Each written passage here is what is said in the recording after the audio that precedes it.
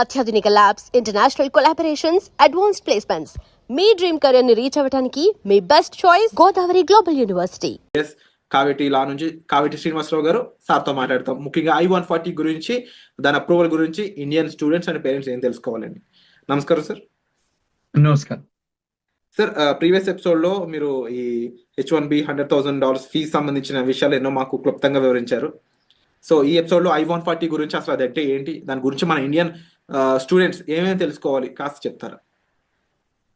ఇప్పుడు first of all అండి, అమెరికాలో మీరు గ్రీన్ కార్డ్ చేసుకోవాలి అంటే ఇక్కడ ఒక 2 ఆస్పెక్ట్స్ ఉన్నాయండి. ఫస్ట్ ఏంటి, మన స్టూడెంట్స్ అందరూ వచ్చేది F1 వీసాలో వస్తారు యుఎస్కి. F1 అంటే స్టూడెంట్ వీసా. దాని తర్వాత మీరు ఇక్కడ ఉండిపోవాలనుకుంటే F1 వీసాలో కొంత వాళ్ళు ఏమి ఇచ్చారు వెసులుబాటు అంటే, మీరు చదువుకున్న తర్వాత పోస్ట్ వర్క్ తీసుకోవచ్చు, వర్క్ పర్మిట్. స్టెమ్ ప్రోగ్రామ్స్ అయితే 2-3 సంవత్సరాలు ఇక్కడ ఉండొచ్చు, మీరు పని చేసుకోవచ్చు అని ఒక ప్రొవిజన్ ఉంది F1 లో. ఇప్పుడు మరి ఒకవేళ మీరు 3 సంవత్సరాల కంటే ఎక్కువ ఉండాలనుకుంటారు, యుఎస్ లోనే స్థిరపడాలనుకుంటారు, అప్పుడు ఏం చేస్తారు, ఈ కన్సల్టింగ్ కంపెనీస్ కు వాళ్ళు కాంటాక్ట్ అవుతారు. కొంతమంది కన్సల్టింగ్ కంపెనీస్ వాళ్ళు కూడా ఈ స్టూడెంట్ F1 లో ఉన్న వాళ్ళను కాంటాక్ట్ చేస్తారు. వాళ్లకు గెస్ట్ హౌస్లు ఇస్తారు, వాళ్లకు కొత్త మోడర్న్ టెక్నాలజీస్ మీద ట్రైనింగ్ ఇస్తారు, ఇచ్చి వాళ్ళ రెజ్యూమేలు చేసి వాళ్ళకు ఉద్యోగాలు పెట్టిస్తారు. మరి ఉద్యోగాలు పెట్టించినప్పుడు మీరు F1 స్టేటస్ కాకుండా H1 చేసుకోవాలి. అంటే దానికి 3 సంవత్సరాల పరిధి, మీకు మొదటి 3 సంవత్సరాలు ఇస్తారు, తర్వాత ఎక్స్టెన్షన్ 3 సంవత్సరాలు అవుతుంది. మరి ఇప్పుడు మీరు 3 సంవత్సరాలు 6 సంవత్సరాల వరకే ఈ దేశంలో ఉండొచ్చు H1 లో, అంటే నాన్ ఇమిగ్రెంట్ వీసా అంటారు అది. మరి ఇక్కడే పర్మనెంట్ గా ఉండాలనుకోండి, మరి ఏం చెయ్యాలి? మీరు ఒకవేళ పనిచేస్తుంటే ఒక ఎంప్లాయర్ కి మీకు జీతం ఇస్తాడు, ఆ ఎంప్లాయర్ కూడా కాస్తో కూస్తో మీ ఎంప్లాయీస్ మీద డబ్బు సంపాదించుకుంటాడు. ఖర్చులు అయిన తర్వాత, పేరోల్ ఖర్చులు అయిన తర్వాత, ఇన్సూరెన్స్ ఖర్చులు అవన్నీ జరిగిన తర్వాత కొంత డబ్బు సంపాదించుకుంటాడు ఎంప్లాయర్.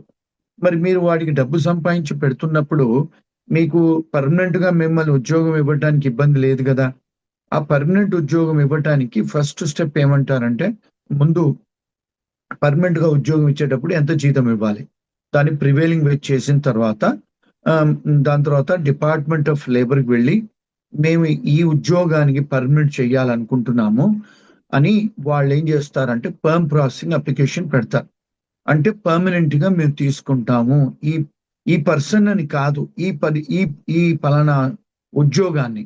అది అప్రూవ్ అయిన తర్వాత నెక్స్ట్ ఏంటి, డిపార్ట్మెంట్ ఆఫ్ లేబర్ గార్డ్ ఏమంటాడు, సరే ఈ దేశంలో ఇలాంటి ఎంప్లాయీ మీకు లేడు, దొరకట్లేదు, సో మేము మీకు పర్మిషన్ ఇస్తాము ఆయన గ్రీన్ కార్డ్ చేయడానికి అని పర్మ్ ప్రాసెసింగ్. తర్వాత రెండోది ఏంటి, ఇమిగ్రేషన్ దగ్గర వెళ్ళాలి. ఎవరు, కంపెనీ ఓనర్స్ వెళ్ళి ఏం చెయ్యాలి, మాకు ఈ పలానా మనిషి పలానా పాస్పోర్టు పలానా H1 లో ఉన్నాడు, లేకపోతే స్టూడెంట్ వీసాలో ఉన్నాడు, వేరే వీసాలో ఉన్నాడు, మేము ఈయన గ్రీన్ కార్డ్ చేయదలుచుకున్నాము అని ఒక పిటిషన్ దాఖలా చేస్తారండి ఎంప్లాయర్. ఎవరికి చేస్తారు, USCIS కు, ఇమిగ్రేషన్ కు చేస్తారు. ఆ ఇమిగ్రేషన్ అప్లికేషన్ పెట్టడాన్ని I-140 అంటారు. ఫామ్, అది ఒక ఫామ్ నింపాలి. I-140 అనే ఒక ఫామ్ నింపేసి దానికి సంబంధించిన డాక్యుమెంట్ అన్ని పెట్టి ఇమిగ్రేషన్ కు పంపించాలండి. అది I-140.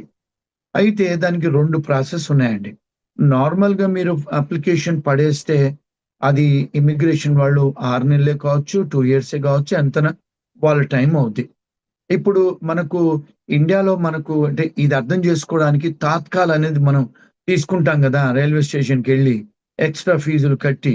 ఇప్పుడు అట్లాగే పాస్పోర్ట్ కూడా మనం తీసుకోవచ్చు కదా ఎక్స్పెడిటెడ్ గా, డబుల్ ఫీజులు కడితే ఇస్తారు కదా ఫాస్ట్ ట్రాక్ లో. అలాగే ఇక్కడ I-140 కూడా కొన్ని అప్లికేషన్స్ కు వాళ్ళు ఏమన్నారంటే, ఇమిగ్రేషన్ వాళ్ళు, మీరు తాత్కాల్ లాగా ప్రీమియం ప్రాసెసింగ్ పడేసుకోవచ్చు. అంటే ఏంటి, మామూలుగా $800 కట్టేది మీరు $2,500-3,000 ఎక్స్ట్రా కడితే మీకు మేము 15 రోజుల నుంచి 45 రోజులలోనే మీకు అప్రూవల్ చేసిస్తాము అని I-140 అని అంటారు. దాన్ని I-140ని ప్రీమియం ప్రాసెసింగ్ పెట్టి చేసుకోవచ్చు అంటారు. ఇక్కడ ఏంటి, మన స్టూడెంట్స్ కి మన పేరెంట్స్ కి ఏమిటి అంటే, ఎవరన్నా H1B లో అమెరికాలో ఉండి వాళ్ళ ఎంప్లాయర్ I-140 అప్రూవ్ అయి ఉంటే ఆ పర్టికులర్ క్యాండిడేట్ కి ఆ ఎంప్లాయీకి అయి ఉంటే అతన్నే గాని ఆమెనే గాని ఎవరన్నా పెళ్లి చేసుకొని అమెరికాకు వచ్చేది ఉంటే ఆ భార్యకే గాని భర్తకే గాని I-140 అప్రూవల్ ఉంది కనుక మీకు భార్యకే గాని మీ భర్తకే గాని మీకు వర్క్ చేయడానికి మీకు అర్హత ఇస్తాము, వర్క్ ఆథరైజేషన్ ఇస్తాము. అందుకే చాలా మంది ఏం చేస్తుంటారు, ఇప్పుడు సంబంధాలు మాట్లాడుకునేటప్పుడు H1B వాళ్ళని, ఏమండి మీకు I-140 అప్రూవల్ ఉందా?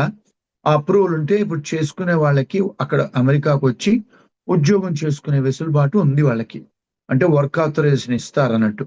అందుకనే చాలా మంది ఏంటంటే I-140 ఉన్న వాళ్ళకే చేసుకోవడానికి మొగ్గు చూపిస్తారు. I-140 చేసుకుంటే వాళ్ళకి ఏంటంటే మీరు అడ్జస్టబుల్ ఏలియన్ కింద డెఫినేషన్ లో వస్తారు.